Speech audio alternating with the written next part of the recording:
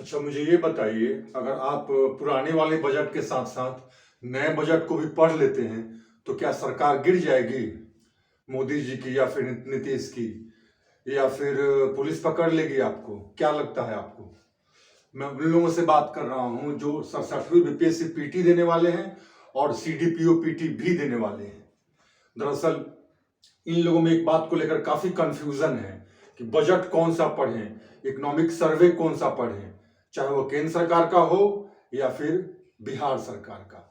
तो हालांकि कंफ्यूजन वाजिब है, लेकिन फिर भी जो परिस्थितियां बन रही है, या फिर यूं कहिए कि हर महीने एक नई तस्वीर उभर रही है, उसमें निश्चित रूप से इस पर एक बार फिर से विचार करना होगा।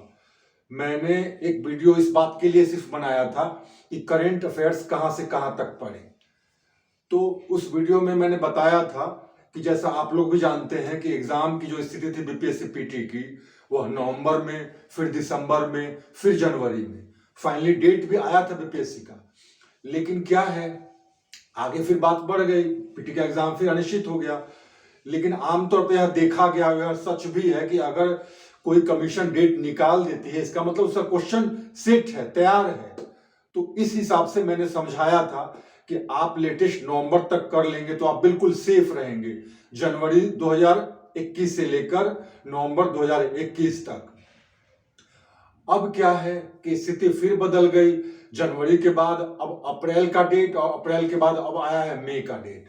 तो ऐसे में बार बार सोचना पड़ता है, जो जो स्वाभाविक भी है। लड़के थोड़े इनसिक्योर फील करते हैं, स्टूडेंट्स, कि अगर मैंने सिर्फ अक्टूबर नवंबर तक पढ़ा, जैसा कि 10-11 महीने तक का पढ़ा जाता है करंट अफेयर्स, तो अगर मैंने उसके बाद का नहीं पढ़ा, एग्जाम तो लेट हो रहा है, तो कहीं वहीं से तो क्वेश्चन नहीं पूछेगा।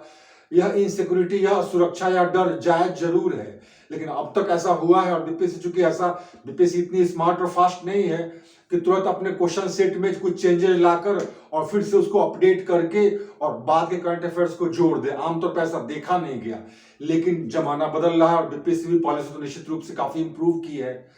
तो यह समस्या थी और उस पर मैंने वीडियो बनाया था, लेकिन उसके पश्चात फिर कई फोन आए। तो मैंने अपने स्तर से कोशिश की, जो प्रशासन में कई लोग हैं, खासकर में कुछ मेरे स्टूडेंट्स हैं जो जिनकी अभी ट्रेनिंग चल रही है, जो इंप्रूवमेंट के लिए फिर से दे रहे हैं बीपीएससी, तो मैंने उन लोगों से कहा कि आप लोग अपने स्तर से प्रयास करो, जो कहीं ना कहीं आप प्रशासन में है तो आपकी पहुंच बेहतर है आम लोगों से। तो उन लोगों ने कहा कि हम लोग खुद कोशिश कर रहे हैं, क्योंकि हम लोग भी इंप्रूवमेंट के लिए दे रहे हैं।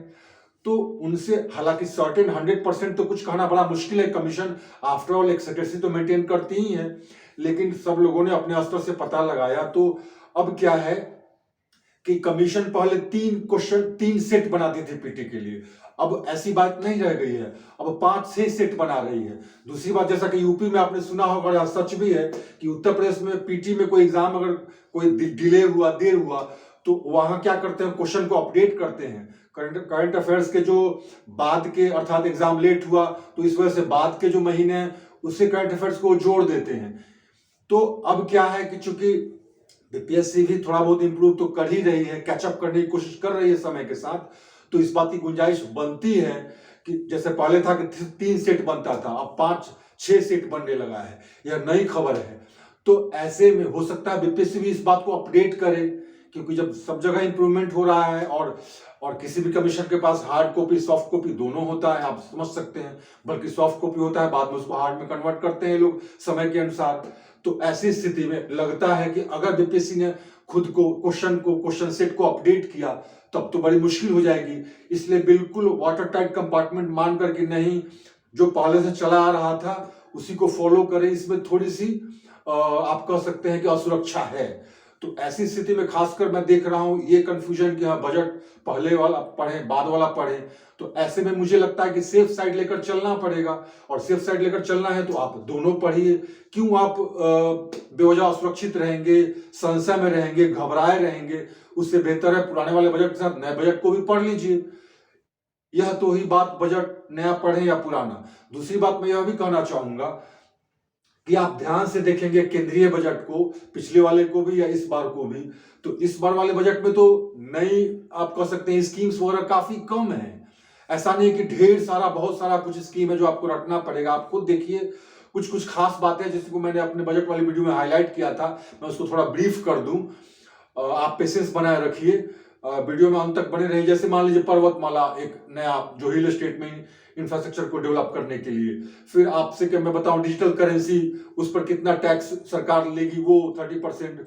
तो कुछ कुछ इस तरह किसानों के लिए अलग कुछ इस बार विशेष रूप से अलॉट किया गया उनके खर्च के लिए। तो इस तरह से कुछ स्कीम्स हैं। बाकी तो आपको फिजिकल डिफिसिट, ग्रोथ रेट और जो कुछ इस तरह की बातें जो फैक्ट है वो आपको देखना है। तो ऐसा नहीं है कि बहुत बड़ा ये पहाड़ है केंद्रीय बजट पढ़ना। और पिछले बजट में भी आप देखिए तो पिछले बजट के कुछ स्कीम्स इस बार से अधिक थे, लेकिन फिर भी वो बहुत ज्यादा नहीं थे। आप उसको एक बार और पढ़ लेंगे तो वो क्लियर हो जाएगा। तो इस तरह से मुझे लगता है कि इतनी बड़ी परेशानी की बात नहीं है।